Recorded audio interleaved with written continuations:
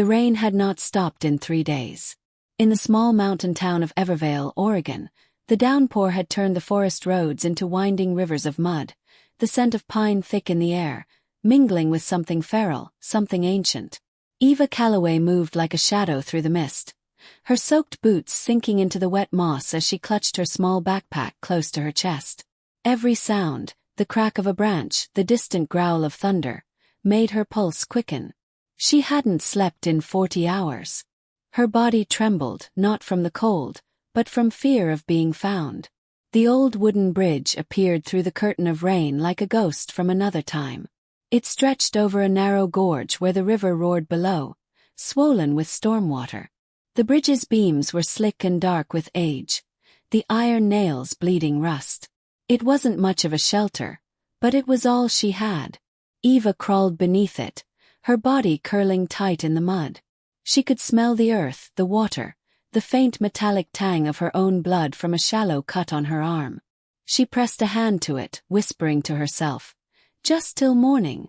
But morning never truly came in Evervale, not during storm season. Only a gray light that bled through the clouds, turning everything silver and cold. Somewhere beyond the river, in the darkness of the trees, he was moving. The forest obeyed him. The wind slowed when he paused. The rain softened when he lifted his head. The Lycan king, known among his kind as Rowan Hale, had tracked blood and betrayal across these mountains for centuries. But the scent that reached him now was different. Fragile, trembling, human. And yet not entirely. He inhaled deeply, his eyes burning gold beneath his hood. The scent was wild and wrong, human, yes, but laced with something that called to the ancient blood inside him. His jaw tightened as he followed it downhill, boots sinking into the soaked soil. He found her trace near the bridge. The wind carried it straight to him, the smell of rain, fear, and something sweeter. He crouched, his hand brushing the ground. Beneath the mud was a small fabric scrap torn from her sleeve. He brought it to his face, closing his eyes. Heartbeat. Pulse. Her scent struck him like lightning. He didn't understand why his chest tightened, why his fangs itched to pierce something that wasn't prey. She was close, and she was terrified. Under the bridge, Eva heard it, the sound of boots splashing through water. Her lungs froze.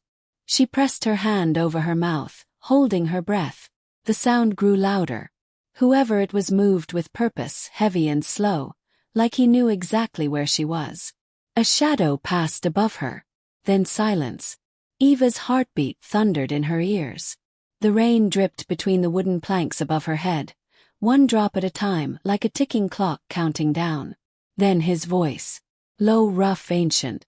"I can hear your heartbeat." Eva jerked back, her elbow scraping the ground. A figure crouched at the edge of the bridge, his shape outlined against the gray light. Tall, broad-shouldered, his dark coat dripping with rain. When he tilted his head, she saw his eyes, gold, sharp, and impossible. "Stay away," she stammered. "I've been trying," he said softly, almost regretfully. "But your scent," he exhaled, steadying himself. "You shouldn't be here." "I'm not going back," Eva whispered. "Back where?" She didn't answer. Her hand slid into her backpack, fingers closing around the silver knife she'd stolen from the farmhouse 2 nights ago. It wasn't much, but it made her feel less powerless. Rowan saw the tremor in her hand and stepped closer. "That won't help you. Try me." He smiled, but there was no cruelty in it. Only something that looked like sadness. "I'm not your enemy, Eva Calloway." The way he said her name made her heart stop. She hadn't told anyone who she was since she ran. "How do you?" "Because they sent me to find you." His voice was barely audible over the rain. "But they didn't tell me what you were." Her lips parted. "What I was?" Rowan's gaze flicked down to the cut on her arm. The blood that dripped from it steamed faintly in the cold air, the droplets sizzling as they hit the wet ground. "That's not human blood." She looked down. For the first time she saw it too, the faint shimmer in the crimson like liquid light. "No," she whispered. "No, that's not possible." Rowan stepped beneath the bridge, the wood creaking above them. His presence filled the small space, bringing with it the scent of cedar, smoke, and rain. He crouched before her, his golden eyes locked on hers. "You need to tell me who did this to you." "I can't," she breathed. "If I speak it, they'll find me." "They already have." The air shifted. From somewhere in the forest came a sound that made both of them turn, the long, piercing howl of something not quite wolf, not quite human. It echoed through the valley, chilling the air around them. Rowan's expression changed. His jaw clenched, his eyes flashing brighter. "Run." Eva hesitated. "What? Now?" He grabbed her arm and pulled her out from beneath the bridge just as the first shadow burst from the treeline, a figure moving on all fours, its eyes burning red. The creature lunged, snarling, claws tearing through the mud. Rowan turned, catching it midair with impossible speed, his hand closing around its throat. The sound of bone cracking echoed across the gorge. Eva stumbled back, watching in disbelief as Rowan's coat ripped at the seams. His body convulsed, bones shifting beneath his skin. For a heartbeat, his face was both man and beast, teeth glinting under the rain. He threw the creature aside and looked back at her, chest heaving. "They sent a pack. You can't stay here." Eva's voice trembled. "You're one of them. I'm the only one keeping you alive." Behind him, two more shapes emerged from the trees, moving with predatory grace. Rowan turned toward them, his eyes wild. "Run to the river," he commanded. "Follow it north. Don't stop until you reach the stone ridge. And you." He bared his teeth, the faintest smile touching his lips. "I'll find you." The storm broke harder, thunder shaking the ground. Eva turned and ran, her heart slamming against her ribs. The forest swallowed her, the rain blinding, her breath sharp in her throat. Behind her, she heard the sounds of battle, the growls, the snapping of branches, the beastly roars that no human throat could make. She didn't look back. Not even when the sky flashed white and she thought she saw, for a single second, his silhouette on the bridge, half man, half wolf, fighting against the darkness that came for her. When she finally collapsed near the riverbank, breathless and shaking, the scent of pine and blood still clung to the air. And beneath it all, faint but unmistakable, was the same wild, impossible scent that had found her before. Rowan's scent. Somehow, even through the storm, she knew he would find her again. And when he did, everything she thought she knew about herself would burn away. The storm broke by morning, but the forest didn't forget. Mist lingered between the trees, clinging to the moss like a held breath. The river that had guided Eva Calloway north was calmer now, but her clothes were still damp, her skin chilled to the bone. She had run until her legs refused to move, until her lungs felt like they were full of smoke. Now, she sat beside a dying campfire she'd managed to build with trembling hands, staring into the fragile glow as if it could tell her what came next. The memory of last night refused to fade. The bridge, the creatures, the man with gold eyes. The way his voice had sounded when he said her name, like he'd known it for centuries. Rowan Hale. The name echoed in her mind, though he had never spoken it to her. It was as if she'd always known it, like a word carved deep into her blood. She reached into her backpack and pulled out the one thing she'd kept from her old life, a locket shaped like a crescent moon. The hinge was cracked, and inside, behind the photograph of her late mother, something faintly glowed, a sliver of light that pulsed when she touched it. It had begun doing that the night she escaped the compound. The night everything went wrong. A branch snapped behind her. Eva froze, heart pounding.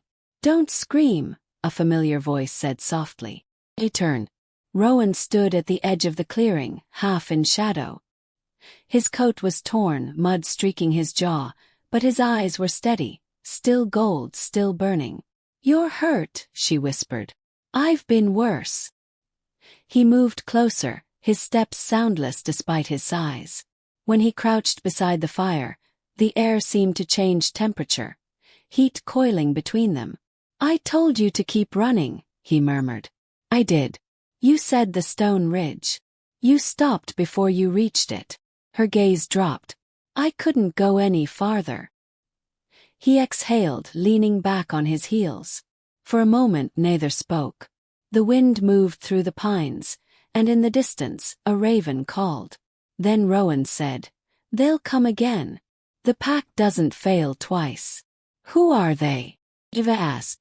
"What do they want from me?" He hesitated, the firelight reflecting in his eyes.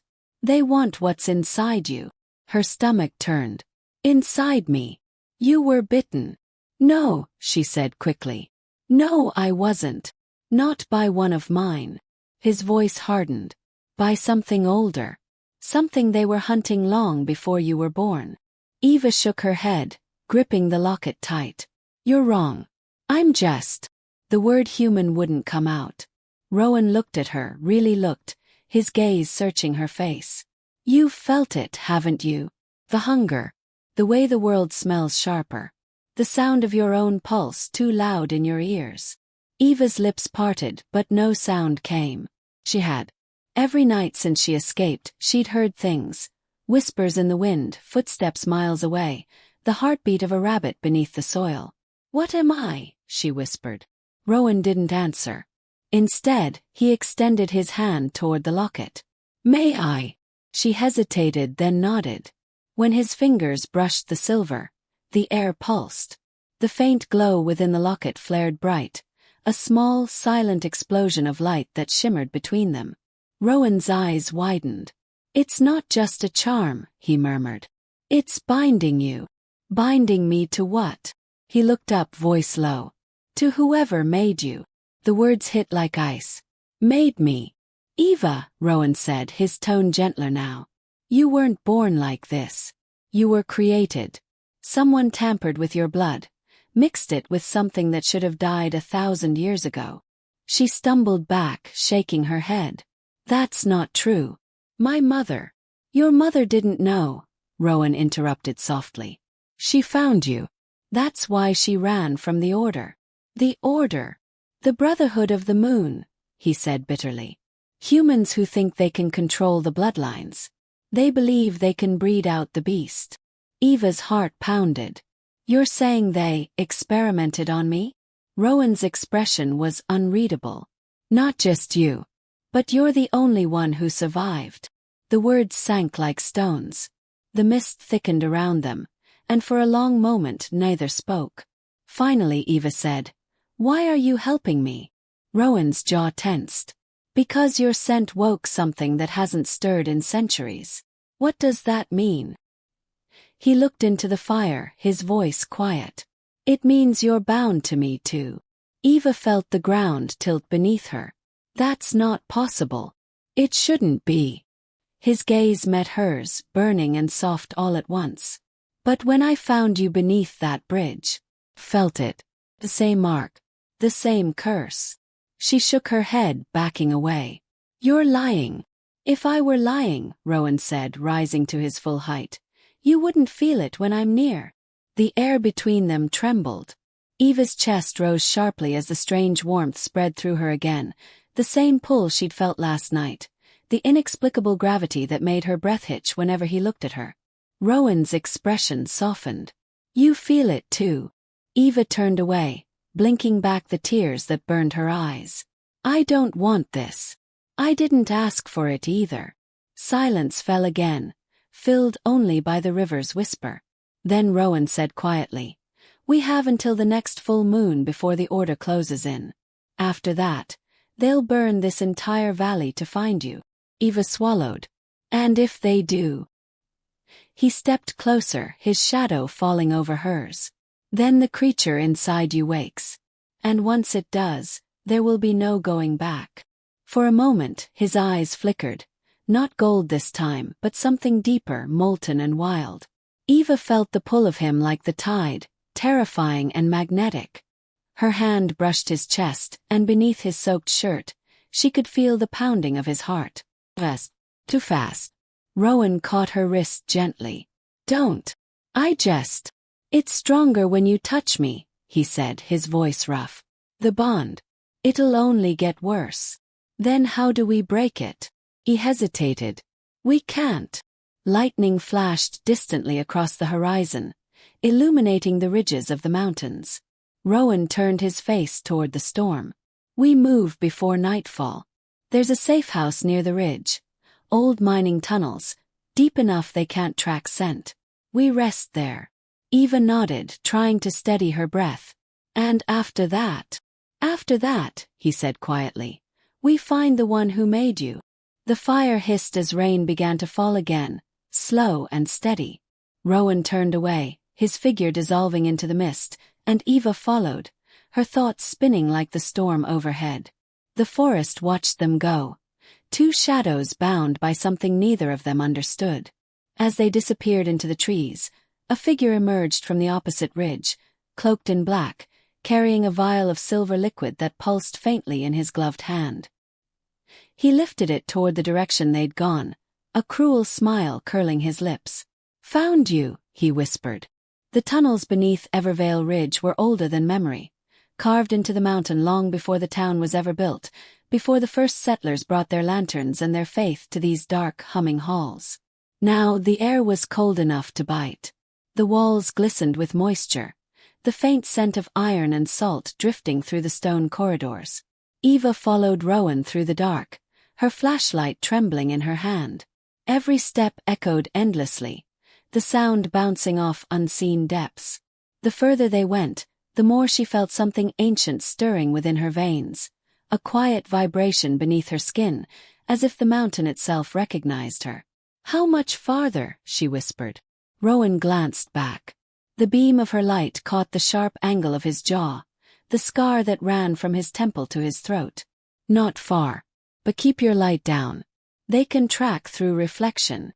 She lowered it at once. You've done this before, she said quietly. I've hunted here before. Eva hesitated. Hunted what? He didn't answer.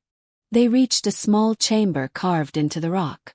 A few rusted mining carts sat abandoned, and in one corner, a cluster of old candles had been melted down to nubs.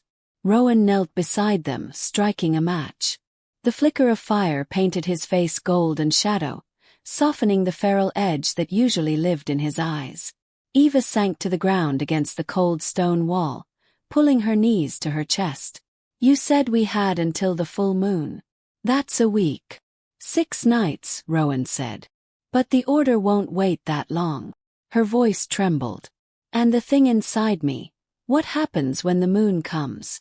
Rowan hesitated, the flame reflecting in his eyes. Then it will choose. Choose. Whether it takes over, or dies inside you. The words cut through her. So either way I lose. He looked away. Not if we find the source. She swallowed hard. You mean the one who made me? He nodded once. The silence that followed was heavy, filled with unspoken truths and the soft crackle of flame. Eva studied him through the low light. You still haven't told me how you knew my name. How you found me. Rowan leaned back against the wall, folding his arms. His voice, when it came, was quiet, careful. Because I've seen you before. She frowned. That's not possible. I'd remember. Not like this, he said. Not grown. Eva's heart stuttered. What are you talking about? He exhaled, the weight of something unbearable behind his breath.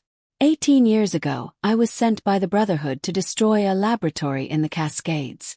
They said it was a breeding den for abominations, half-bloods, children born of human and wolf. Eva's hands went cold. When I got there, he continued, the place was already burning, dozens dead. But in one of the containment rooms I found a child, barely breathing. She stared at him. No, you had a crescent mark on your shoulder. Just like now. Her breath hitched. How do you know about that? He unbuttoned the cuff of her sleeve before she could stop him, pulling the fabric aside. There, faint but unmistakable beneath her skin, was a silver mark in the shape of a half-moon, glowing faintly as if lit from within. Her heart pounded. You saved me. Rowan nodded once. I took you to a woman in Portland. Told her to hide you. She called herself Margaret Calloway. Eva felt the world blur. My mother. She wasn't your mother by blood, he said softly. But she loved you like one. Tears blurred her vision. The realization hit her all at once. The way her mother always refused to talk about her birth, how she'd kept them moving from town to town, always looking over her shoulder. She knew, Eva whispered. She knew what I was. Rowan's eyes were full of something unreadable. She knew enough to be afraid. For a long moment, Eva couldn't speak. The tunnel seemed to close in, the air thick with the weight of a life that was never hers. Finally, she said, "Why didn't you tell me sooner?" "Because I wasn't sure if you were her," he said. "Not until I smelled your blood." The way he said it made something inside her twist, fear, yes, but also something deeper, something that felt like recognition. "Rowan," she whispered, "if you saved me, why did the Brotherhood send you to hunt me now?" He looked away, his jaw tightening. "Because I disobeyed them once. They wanted to see if I'd do it again. And you didn't." "I couldn't." The flickering candlelight danced between them, painting the space in gold and shadow. Eva watched him, the storm in his eyes, the exhaustion carved into his face. "Why do I feel like I know you?" she whispered. Rowan's gaze met hers, and for the first time it wasn't guarded. "Because part of you does. That night in the fire when I carried you out, I wasn't alone. The creature inside you. It looked at me. It remembered." Her pulse thundered. "What are you saying?" He stepped closer, the warmth of him cutting through the cold. "I think the one who made you didn't choose at random. I think you were made for me." The air between them went still.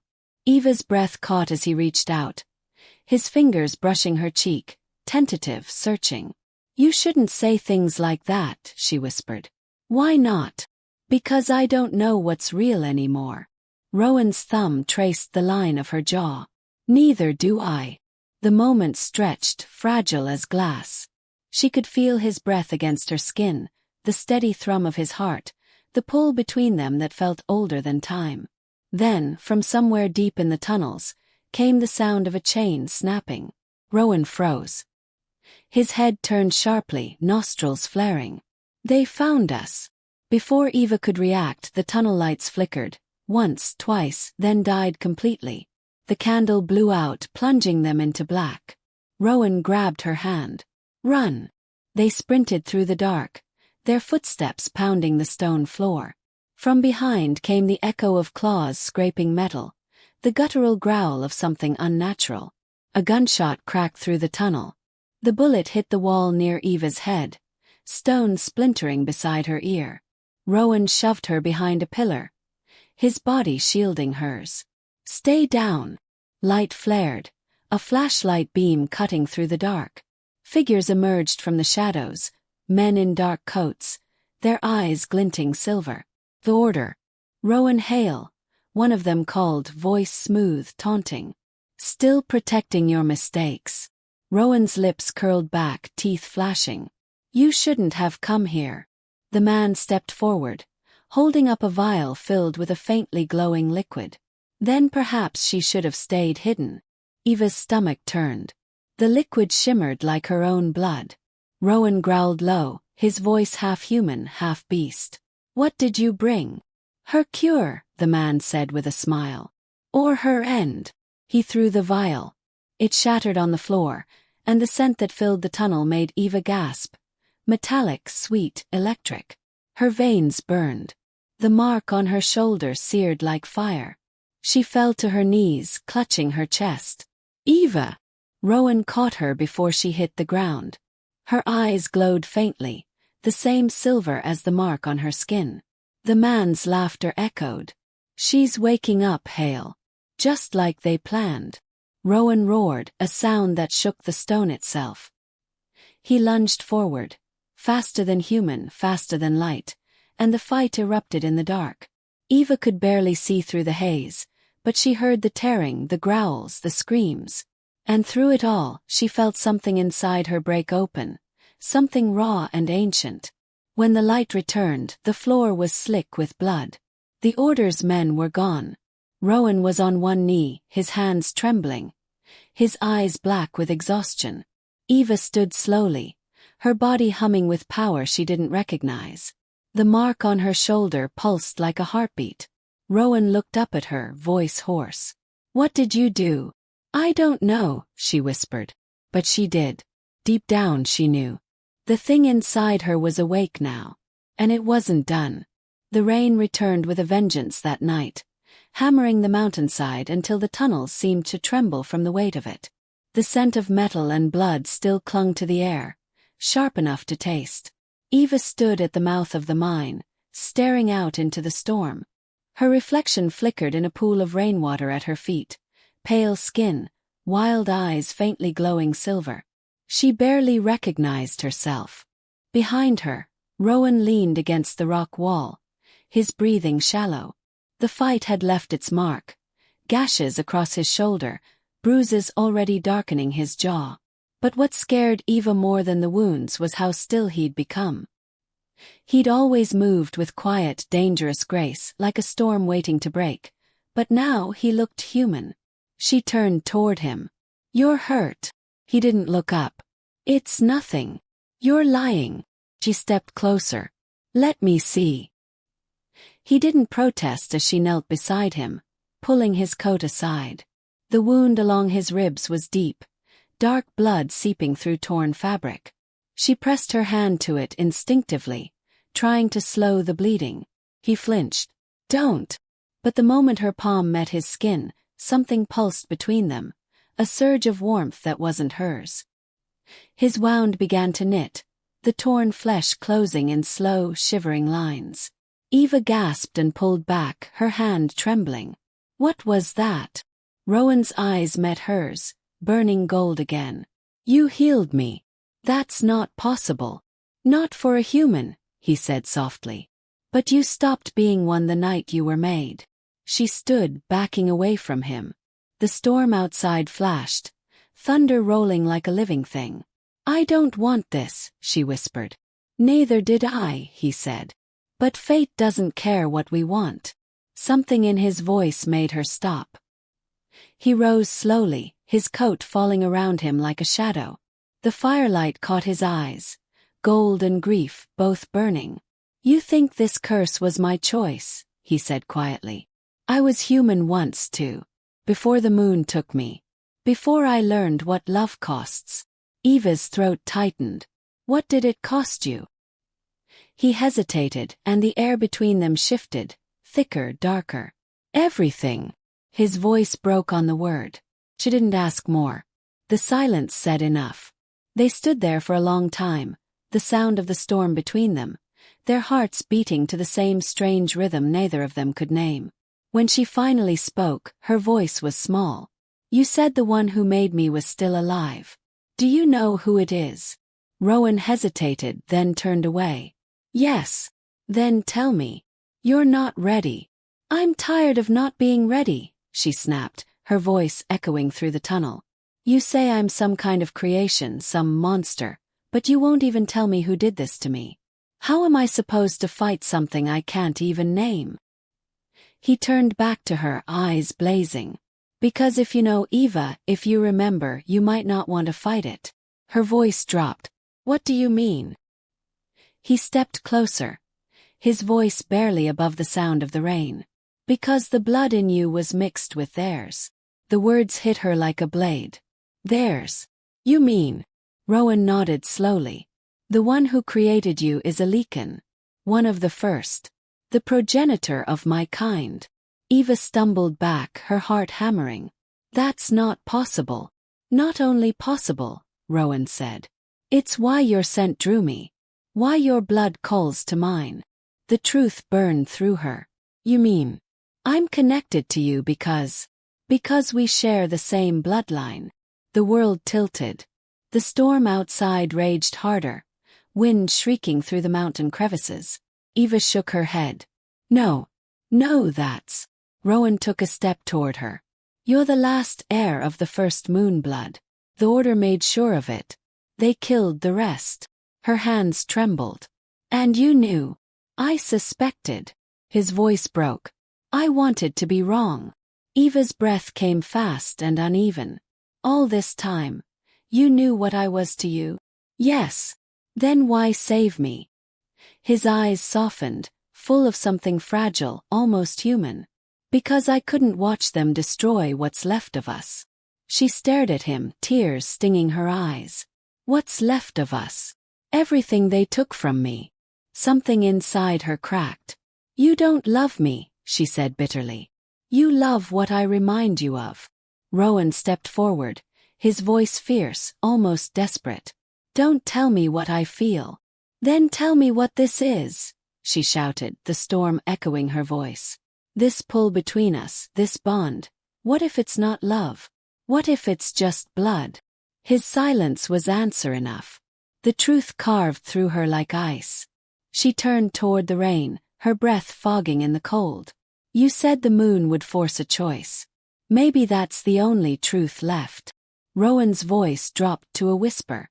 Eva, don't. But she was already walking into the storm. Lightning split the sky, casting her in silver light as she moved through the rain. Her hair plastered to her skin. The mark on her shoulder burned, the glow pulsing stronger with every step. Rowan followed, shouting her name, but she didn't stop. She reached the cliff's edge where the river roared far below. The valley spread wide and wild in the darkness. I can feel it, she said, turning to face him. Her eyes glowed bright silver now. It's waking. Eva, listen to me. You said it will choose, she interrupted. Then let it. Rowan's expression twisted with panic. If you let it now, it won't stop. You'll lose yourself. Maybe that's better than being half of something I don't understand. He stepped closer, rain dripping from his hair, his voice raw. I've spent centuries fighting what I am. You don't have to. But you never stopped, she whispered. You just learned to hide it. He froze. The lightning flashed again, and she saw the truth in his face. The exhaustion, the longing, the centuries of guilt that lived behind his eyes. Don't follow me, she said softly. Eva, please. Her voice broke, and for the first time since she met him, she saw fear in his eyes. The wind howled around them, the storm's fury rising. And then, through the rain, a low, resonant sound rolled through the valley. A howl, deep and ancient. Rowan's head snapped toward the sound. His entire body going tense. They're here. But before he could move, the ground beneath them shook. The air itself seemed to pulse. From the trees beyond the cliff, a figure emerged. Tall, cloaked, carrying a staff carved with lunar symbols. His eyes gleamed the same impossible silver as Eva's. Rowan's voice was a growl. No. The man smiled, rain dripping from his hair. You've grown, child. Eva's breath caught. You. Rowan stepped in front of her. Stay back. The man's voice was calm, almost gentle. She's mine, Hale. Always was. Eva's knees weakened. Who are you? The man tilted his head, studying her. I am the one who gave you life. His eyes burned brighter. And the one who will take it back if you deny your blood. Rowan's snarl cut through the storm. Over my dead body. The man's grin widened. That can be arranged.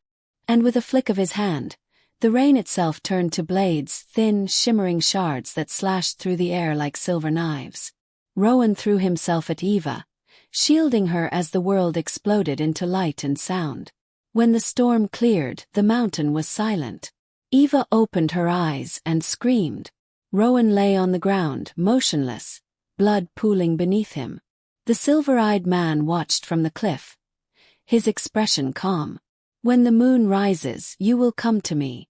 You were never meant for him. And then he was gone, vanishing into the mist like a shadow unmade. Eva crawled to Rowan's side, shaking, rain mixing with tears. His chest still rose faintly, but his pulse was fading. Don't you dare leave me, she whispered, pressing her forehead to his. Not after everything. His lips parted, a whisper of breath escaping. It's your choice now. Lightning flashed again, painting the valley in silver fire. And somewhere deep inside her, the thing that had been waiting for centuries finally stirred. hungry, awake, and listening. The storm passed before dawn, leaving behind a stillness that felt unnatural, too quiet for the mountain. Mist rose from the soaked ground, coiling around the trees like smoke. The scent of rain, blood, and ash lingered in the air, a reminder of everything that had been lost. Eva knelt beside Rowan's body, her trembling hands stained with his blood. His skin was cold now, but his chest still rose and fell shallowly, each breath fragile as glass. She brushed the wet hair from his forehead. "You can't die here," she whispered. "Not after everything you did to save me." No answer. Her tears mixed with the rain, dripping onto his shirt, staining the fabric dark. The mark on her shoulder burned hotter with each passing second, as though something inside her fought to wake fully. When she touched his chest, her pulse synced with his. For one impossible moment, she could feel both their hearts beating, the faint echo of his, the feverish rhythm of hers. And then she heard it. A whisper, not in her ears but inside her head. "Choose." Eva looked up. The mist shifted at the edge of the cliff, forming into the shape of the man from the storm, the one with the silver eyes. He stepped forward, his cloak untouched by the wind. "You can save him," he said softly. "If you surrender what's left of your humanity." Her throat tightened. "You said you'd kill him." "I said he'd die protecting what was mine." The man's voice was calm, cold. "You belong to me, Eva. You always have. You carry my blood, my power. All I ask is that you embrace it." She shook her head. "No. Then he dies." Her fingers curled into Rowan's coat. "Why me? Why create me at all?" The man's expression didn't change. "Because the world forgot what it means to fear the moon. Because my kind were hunted, enslaved, turned into stories whispered by weak men. I made you to end that, to remind them what we are. I'm not your weapon. You are whatever your blood decides." He extended his hand. "Give in and I will bring him back. Defy me and he fades with the next breath." Eva stared at Rowan's face. His lips were pale, his eyes closed, his body trembling on the edge of something final. She could still hear his voice in her mind. "It's your choice now." Her hand hovered over his chest. "What happens if I say yes?" she whispered. The silver-eyed man smiled. "You will rise as the first of a new kind. The world will bend to you as it once did to me. And if I say no, then you will die beside him." Silence fell again, thick and heavy. The mist swirled around her, the forest holding its breath. Eva closed her eyes. And when she spoke, her voice was barely a whisper. "I choose him." The man's expression flickered. Disbelief, then rage. "You would throw away eternity for a mortal beast?" Eva looked up, eyes glowing bright silver. "He's the only thing that ever made me feel alive." Before he could respond, she plunged her hand against Rowan's heart. The mark on her shoulder flared white-hot, flooding her body with searing light. Pain tore through her, fire and moonlight and memory all at once. Her scream echoed through the valley, shaking the very air. The silver-eyed man recoiled as the light burst outward, blinding, wild, pure. When it faded, the mist was gone. The rain had stopped. The sky above was the color of molten silver. Eva knelt over Rowan, her hand still on his chest. His breath returned in a sudden gasp. Deep, raw, alive. He opened his eyes. Gold met silver. "Eva," he whispered. She smiled weakly. "You're late." He tried to sit up, but she pressed a trembling hand against his chest. "Don't move." "I think I did something." Rowan looked at her, confusion flickering across his face. Then fear. "Your eyes."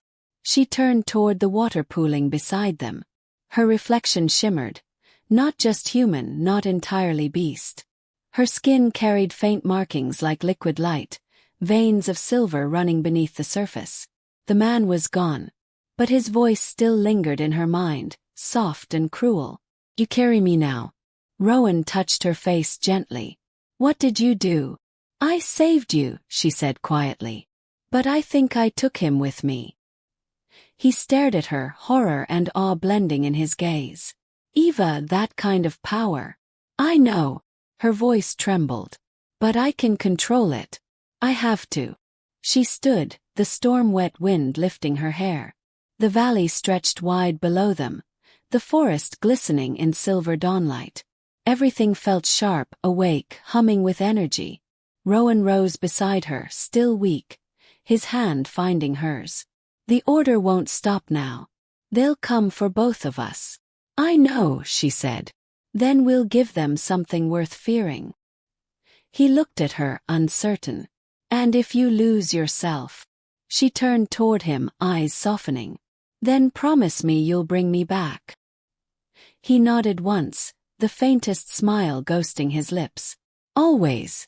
They stood together at the cliff's edge, the first rays of sun breaking through the clouds. For a moment there was peace. Then, far below, the sound of engines rose. Dozens of them. Black vehicles winding up the mountain road. Headlights slicing through the mist. Rowan's expression hardened. They found us. Eva's fingers tightened around his. Then they'll regret it. She stepped forward, the silver marks on her skin glowing brighter, her voice low and steady. They wanted a weapon, she said. Now they'll see what one looks like. As the first bullet cracked the air, she raised her hand. The mist exploded outward in a wave of silver light, swallowing the forest whole.